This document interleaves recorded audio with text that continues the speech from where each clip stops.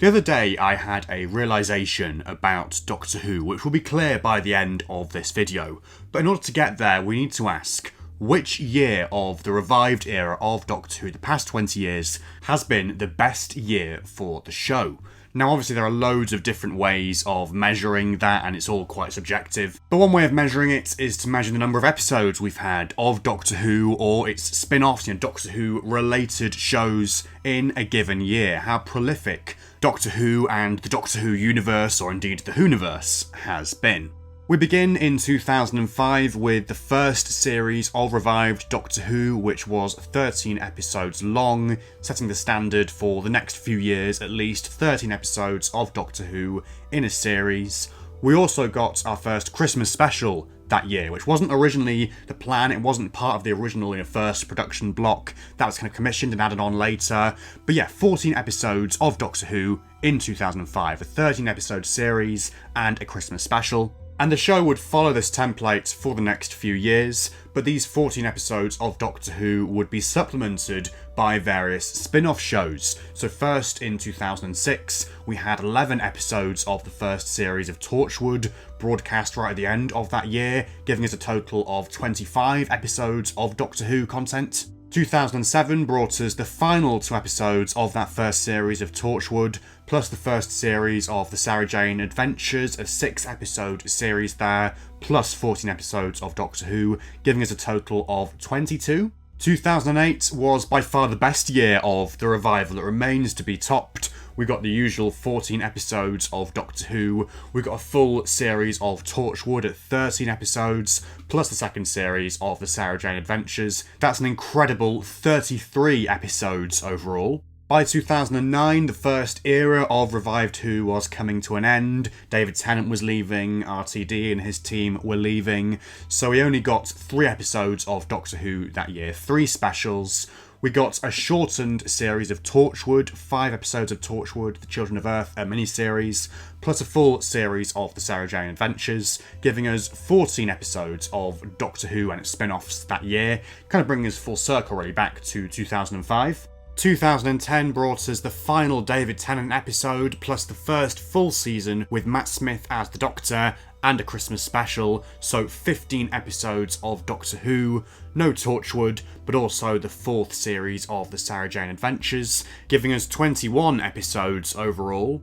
2011 was actually the second best year of revived Doctor Who so far in terms of the number of episodes broadcast in that year.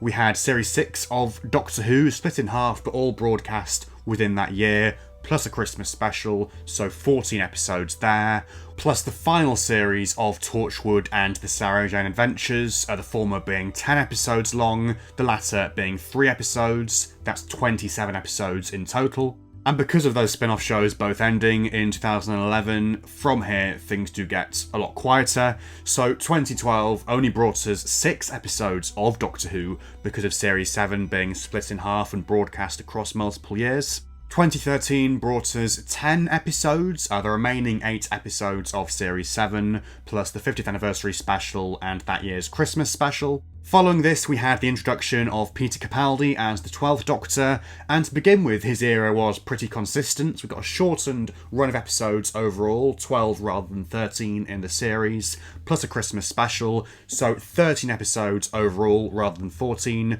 but that was the case in 2014 and 2015, so very consistent. 2016, like 2009, was something of a gap year for the show, but we still got 1 episode of Doctor Who, that year's Christmas special, plus 8 episodes of the short-lived spin-off series Class, giving us 9 episodes overall. Following this, we once again had 13 episodes of Doctor Who in 2017 to see out Peter Capaldi's Doctor, a 12-episode series, plus a Christmas special, and the final Christmas special for a while. The 13th Doctor's era was by far the most inconsistent in terms of number of episodes broadcast per year. So 2018 brought us her first series, which was 10 episodes long, again a shortened season but not the end of the world.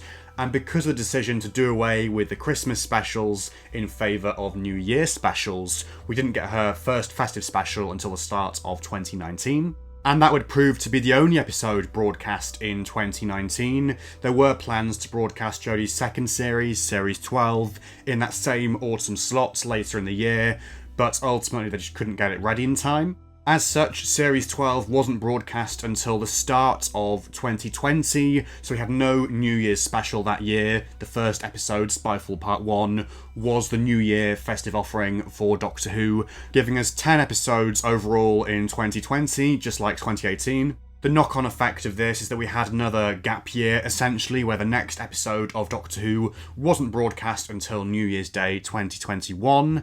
We also got Jodie's third and final series that year, Series 13, or Flux, but because of COVID limitations and restrictions, that was once again a shortened run, only 6 episodes, giving us 7 episodes in 2021 overall. We then had 2 consecutive years of specials, so 3 episodes to see out Jodie Whittaker in 2020, and then the 3 60th anniversary specials with David Tennant in 2023, plus the first Christmas special for Ncuti Gatwa, 4 episodes overall. Ncuti's first season, broadcast in 2024, would prove to be 8 episodes long, so not quite as short as Flux, but not as long as the first 13th Doctor series, or indeed the ones before that. So an 8-episode series plus a Christmas special, giving us 9 episodes overall. And that brings us to this year, 2025. We've had 8 episodes of Doctor Who this year, Ncuti's second and ultimately his final series, broadcast earlier in the year. But that's not the only Doctor Who content we've got. We've still got The War Between the Land and the Sea, the upcoming spin-off to look forward to, which has now been confirmed to be airing, in the UK at least, in December.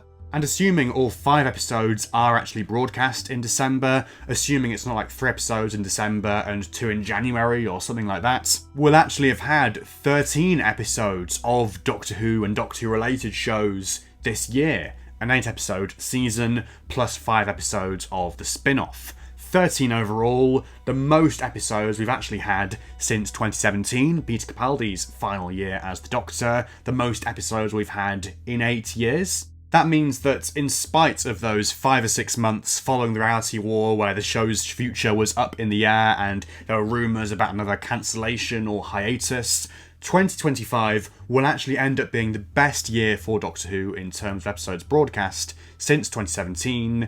It'll be equal to 2015 and 2014, and not a million miles away from that first year of the revival, 2005, when we got 14 episodes. It's only 1 episode away from that. Now, you can argue until the cows come home about whether this has been a good year for Doctor Who in terms of episode quality, and that partly remains to be seen because we've not actually seen the spin-off show yet. And obviously we have another gap year coming up before the 2026 Christmas special next year.